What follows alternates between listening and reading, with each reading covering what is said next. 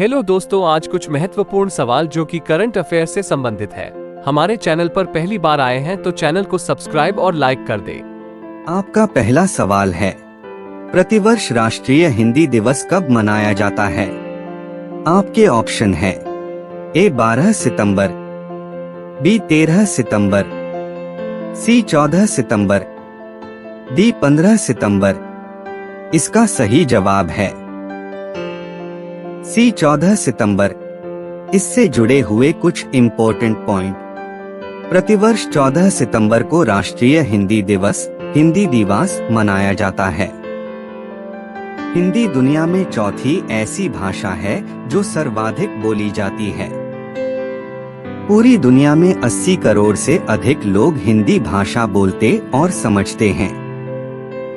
वर्ष 1949 में भारत की संविधान सभा द्वारा हिंदी को राजभाषा के रूप में अपनाया गया था। पहली बार वर्ष 1953 में राष्ट्रीय हिंदी दिवस मनाया गया था।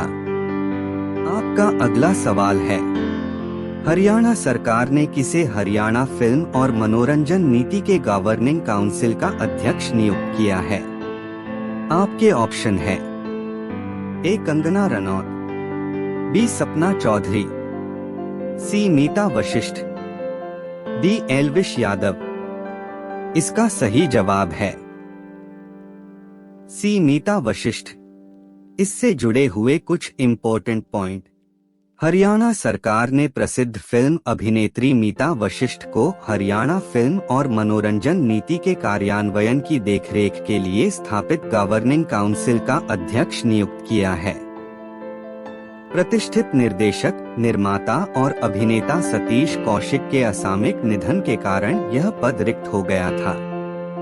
राज्य सरकार ने गवर्निंग काउंसिल के पहले अध्यक्ष के रूप में सतीश कौशिक को नियुक्त किया था। आपका अगला सवाल है, किस राज्य में मोबाइल एप्लीकेशन ऐप सरपंच संवाद का अनावरण किया गया? आपके ऑप्शन है ए बिहार, बी राजस्थान, सी असम, डी हरियाणा। इसका सही जवाब है सी असम। इससे जुड़े हुए कुछ इम्पोर्टेंट पॉइंट। असम के राज्यपाल गुलाब चंद कटारिया ने गुवाहाटी के राजभवन में quality council of India QCI के एक मोबाइल एप्लीकेशन ऐप सरपंच संवाद का अनावरण किया। QCI ने पूरे भारत में लगभग 2.5 लाख सरपंचों को जोड़ने के उद्देश्य से एक पहल के रूप में सरपंच संवाद अभियान शुरू किया है, जो नेटवर्किंग, ज्ञान प्रसार और सहयोग के लिए एक समग्र मंच के रूप में कार्य करता है। आपका अगला सवाल है, हाल ही में किस भारतीय राज्य ने सेवा क्षेत्र के लिए नई नीति को मंजूरी दी है? आपके ऑप्शन है ए बिहार, बी उत्तर प्रदेश, सी हिमाचल प्रदेश, डी उत्तराखंड। इसका सही जवाब है डी उत्तराखंड। इससे जुड़े हुए कुछ इम्पोर्टेंट पॉइंट। उत्तराखंड सरकार ने सेवा क्षेत्र के लिए नई नीति को मंजूरी दे दी है। नई नीति के तहत राज्य में 20 लाख रोजगार के अवसर पैदा करने और 10 लाख श्रमिकों के कौशल विकास को सुविधाजनक बनाने का लक्ष्य रखा गया है। मुख्यमंत्री पुष्कर सिंह धामी की अध्यक्षता में हुई कैबिनेट बैठक में यह फैसला लिया गया। आपका अगला सवाल है, विदेश मंत्रालय ने किसे ऑस्ट्रेलिया में भारत के अगले उच्चायुक्त के रूप में नियुक्त किया है? आपके ऑप्शन है ए सुरेंद्र सिन्हा, बी गोपाल बागले, सी नृपेंद्र मिश्रा, डी विनोद यादव। इसका सही जवाब है बी गोपाल बागले। इससे जुड़े हुए कुछ इम्पोर्टेंट पॉइंट। वरिष्ठ राजनयिक गोपाल बागले को ऑस्ट्रेलिया में भारत का नया उच्चायुक्त नियुक्त किया गया है।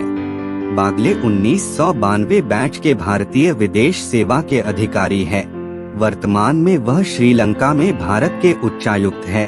बागले ऑस्ट्रेलिया में भारतीय उच्चायुक्त के रूप में मनप्रीत वोहरा का स्थान लेंगे। बागले विदेश मंत्रालय में विभिन्न पदों पर कार्य किया है। वह प्रधानमंत्री कार्यालय में संयुक्त सचिव के रूप में भी काम कर चुके हैं। आपका अगला सवाल है, नेशनल इंजीनियर्स डे प्रतिवर्ष कब मनाया जाता है?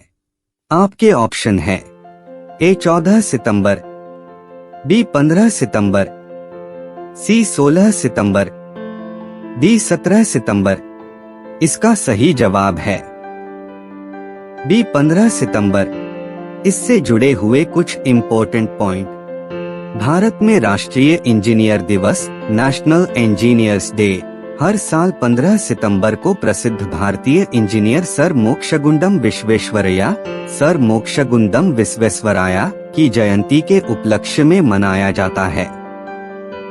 नेशनल इंजीनियर्स दिवस 2023 का थीम स्थायी भविष्य के लिए engineering for a sustainable future है। आपका अगला सवाल है, भारतीय सौर ऊर्जा निगम के निदेशक वित्त का पदभार किसने ग्रहण किया है? आपके ऑप्शन है ए जोशीत रंजन सिकिदर, बी अजय माकन, सी पी.के. सिन्हा, डी सैयद अकबरुद्दीन। इसका सही जवाब है ए जोशीत रंजन सिकिदर। इससे जुड़े हुए कुछ इम्पोर्टेंट पॉइंट। जोशीत रंजन सिकिदर ने भारतीय सौर ऊर्जा निगम लिमिटेड (SECI) में निदेशक वित्त का पदभार ग्रहण किया है। इससे पहले वह RITES लिमिटेड के समूह महाप्रबंधक वित्त और कंपनी सचिव के रूप में कार्यरत थे। भारतीय सौर ऊर्जा निगम लिमिटेड भारत सरकार के नवीन और नवीकरणीय ऊर्जा मंत्रालय के अधीन एक मिनी रत्न कंपनी है। आपका अगला सवाल है, वर्ल्ड ट्रेड एक्सपो के चौथे संस्करण का आयोजन किस राज्य में किया जाएगा?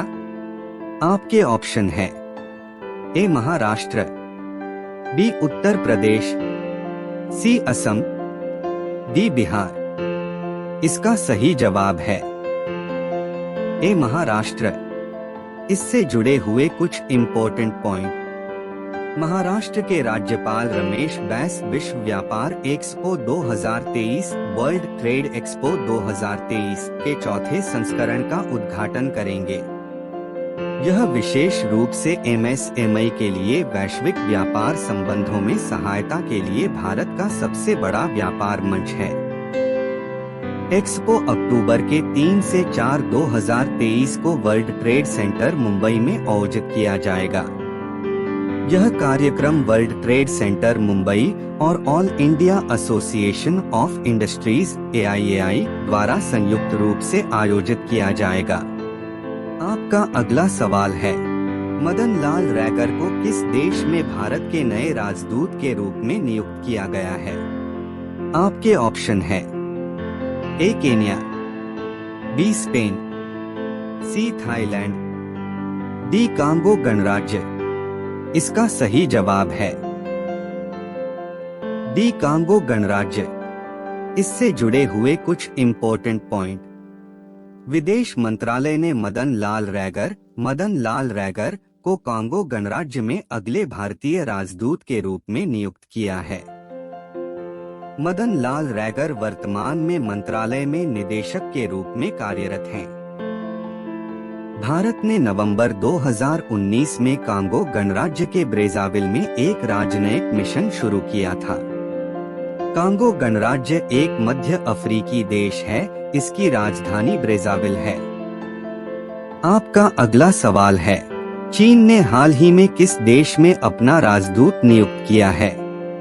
आपके ऑप्शन है ए उत्तर कोरिया, बी अफगानिस्तान, सी पाकिस्तान, डी म्यांमार। इसका सही जवाब है बी अफगानिस्तान। इससे जुड़े हुए कुछ इम्पोर्टेंट पॉइंट। चीन ने हाल ही में अफगानिस्तान में अपना नया राजदूत नियुक्त किया है। अफगानिस्तान में नवनियुक्त चीनी राजदूत झाओ जिंग ने काबुल में तालिबान द्वारा नियुक्त कार्यवाहक प्रधानमंत्री मुल्ला मोहम्मद हसन अखुंड से मुलाकात की। 20 साल के युद्ध के बाद अमेरिका और नाटो सेना की वापसी के बाद तालिबान ने अफगानिस्तान में नियंत्रण लिया था। ऐसे ही वीडियो देखने के लिए हमारे चैनल को सब्सक्राइब और लाइक जरूर करें।